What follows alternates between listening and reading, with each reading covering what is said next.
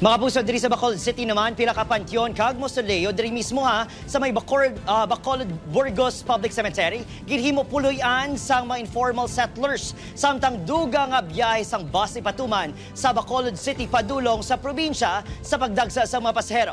Yaring balita nga aton gintutugan. Maluwas nga magutok kag masiok. Dismayado ang pila ka nagbisita sa Burgos Public Cemetery matapos mahibaluan nga gihimo na ilistaran sang pila ka informal settlers ang pansyon kag mausoleo sang ilang nagtaliwan nga mga himata. Nagserbi ng kabalay sa pila ka informal settlers ang patsyo. Oy, tamdong gid niya kag daan importansya man eh. Pura tan di malin bing lipid na oh.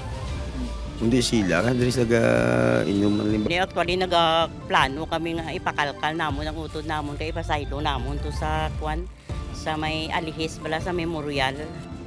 Si Mario, 20 na katuig nagapuyo sa patsyo kag makapila na ka beses sa ginpahalin. Mismo ang tag-iya kuno sang sining nga mausoleo ang naghatag sa iya sang permiso nga magpuyo sa patsyo.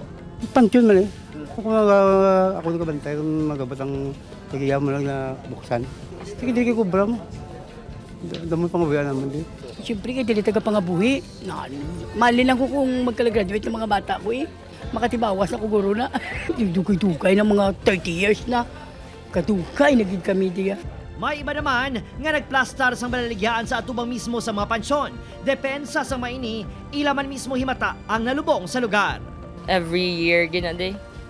Tapos kis adre kami katulog kung November 1 kag 2. Sinula man natin kabaligya sa unang. Magapatigayon sa inspeksyon ng LGU agun matumod kung pila ka mga pamilya ang nagapuyo sa patsyo.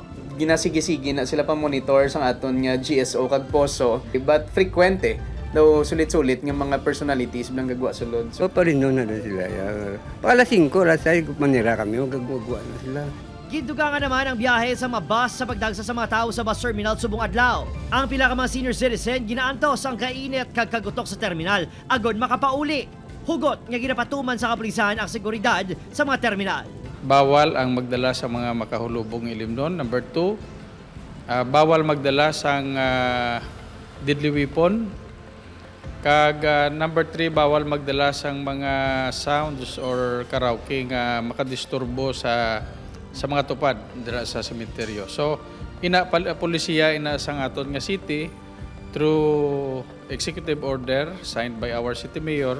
Opo, Kiril Casillo, Adrian Bretos, 1 Western Visayas.